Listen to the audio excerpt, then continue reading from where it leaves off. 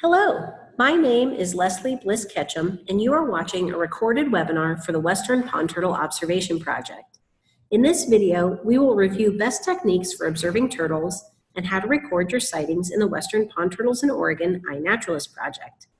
As a companion to this presentation, please also see the accompanying field book, linked to in the comments, for more turtle identification and survey tips.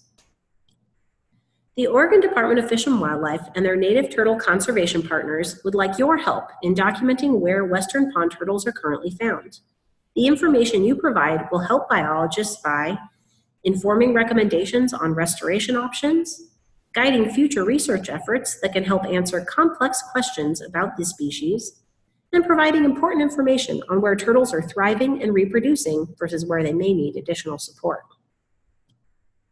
This map shows the historic distribution of the Western pond turtle. This species once occurred from British Columbia all the way south to Baja, Mexico, with most turtles found in Oregon and California. The Western pond turtle is considered extirpated in British Columbia, and only a few populations remain in Washington state. Habitat loss is a major problem for these and other native turtles, so having current data is a priority for us to better understand the status of the Western pond turtle.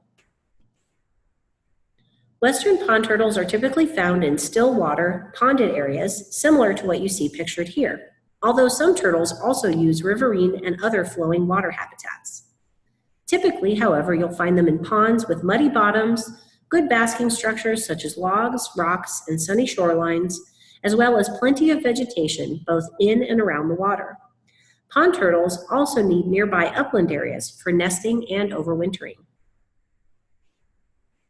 This image helps to visualize the seasonal life cycle of the Western pond turtle in yellow and the Western painted turtle, Oregon's other native turtle species, in blue. Early in the spring, adult pond turtles emerge from hibernation and become active, eating, basking, and breeding. In midsummer, females begin nesting, laying eggs in a sunny spot with sparse vegetation, usually near the water body that she lives in. The rest of the summer is spent feeding and growing until late autumn, when it is time once again to find a secure location deep in the leaves and soil on land or at the bottom of the pond to spend the winter until the cycle starts again in early spring. Eggs laid the previous year in June or July hatch in the fall, but most hatchlings will remain in the nest chamber throughout the winter. Nestlings typically emerge from the nest in April and May and will then head to the water. Both eggs and hatchlings have a slim chance of surviving to adulthood, as many other animals will dig up nests to eat the eggs, and if they find nestlings in the open, they're likely to become a quick snack. For the purpose of this observation effort, any turtle less than 3 inches in shell length is considered a hatchling. Once the hatchlings grow a bit and reach the juvenile stage, they are less likely to be made into a meal by another animal, but are still vulnerable and typically will stay hidden in thick vegetation. This can make them a challenge to spot. For this project, we are considering juveniles to be size 3 to 6 inches in shell length. Adult turtles have fewer natural predators and are not likely to be eaten, but can still be shy creatures, especially depending on how often they see people around their ponds. They can get to be the size of a dinner plate at 7 to 8 inches and can live in the wild to be more than 60 years old. Turtles have an excellent sense of sight and hearing.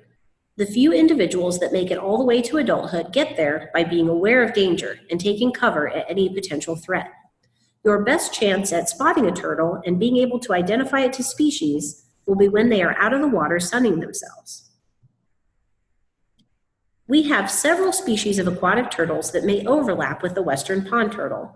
Here, we will go over some of the features of each of them to help you identify which species you may be seeing. Here, we're looking at the picture of the Western pond turtle, which is primarily an olive brown color. Sometimes males will have lighter coloration on the neck, but overall, this species is fairly nondescript compared to others. The underside is usually cream colored with some dark blotches.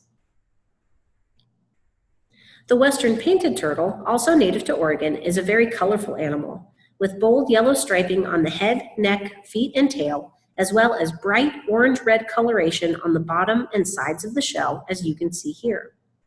The western painted turtle shell has smooth edges and is greenish-brown. The red-eared slider is a commonly occurring invasive species that can be found in the wild as a result of pet owners releasing their unwanted animals. Unfortunately for our native turtles, the red-eared slider is an adaptable creature that can reproduce and grow more rapidly than our native turtles. They are most easily identified by the red patch on the side of the head.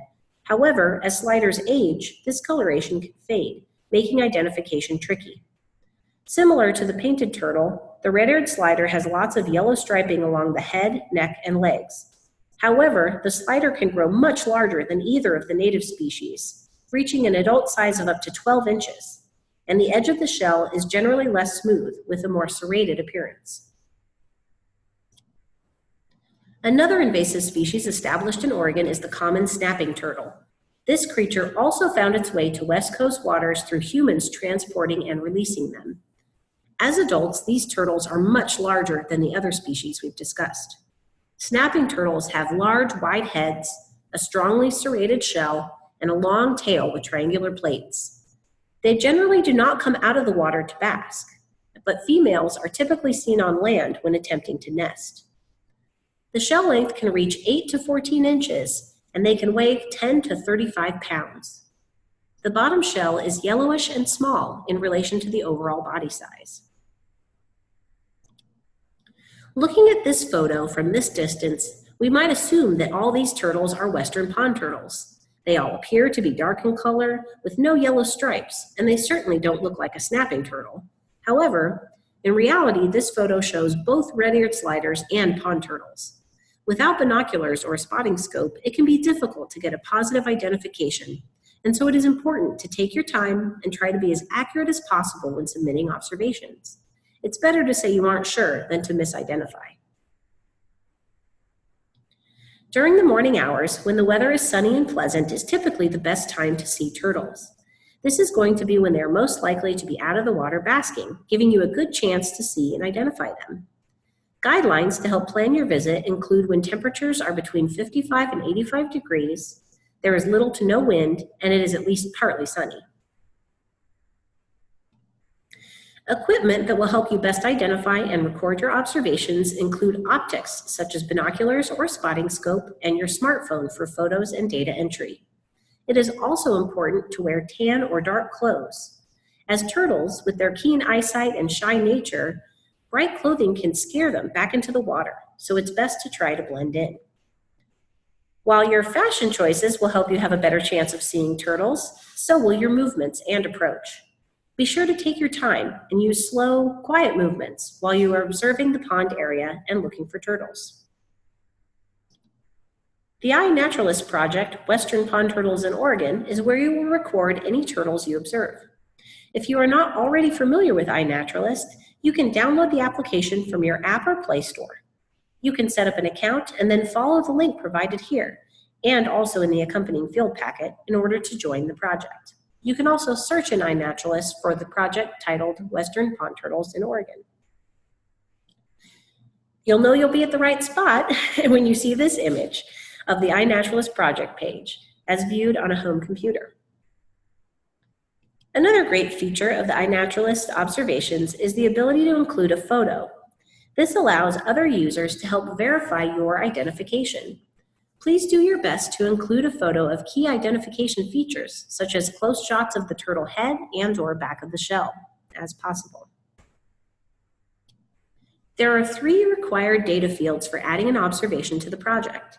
These are water body feature, such as pond, lake, or river, also the total number of the pond turtles you observed of any age, and your level of certainty with your identification, with 0 being completely unsure and 3 being completely certain.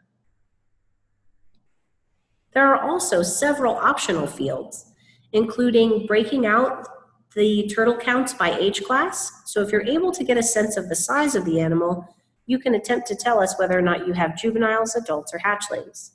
You can also record any other turtle species you observe, such as the native and non-native species we described earlier in the presentation. You can also record if you observe any nesting activity, such as intact or disturbed nests. Habitat features can also be recorded, such as the number and type of basking structures, as well as disturbance activities, such as human presence, fishing or swimming, domestic animals, such as cattle or dogs. You can also record the weather conditions and air temperature during the time of your visit. Some good survey tips include using your eyes to first scan for turtles, then using your binoculars and/or scope to get a closer look and confirm species identification. Make sure that your optics are set up in a way that it's comfortable for you to be able to observe for a time and remain still. Sometimes turtles may be disturbed when you first approach, but will eventually come back out of the water if you're able to continue to quietly observe. This can take up to 20 minutes, so if you have the time, you may be rewarded with yet another turtle observation. Thank you so much for your time watching this video and for your interest in supporting the Western pond turtle. You can learn more about Oregon Department of Fish and Wildlife's efforts to conserve the Western pond turtle at OregonConservationStrategy.org. Take care and happy turtle watching.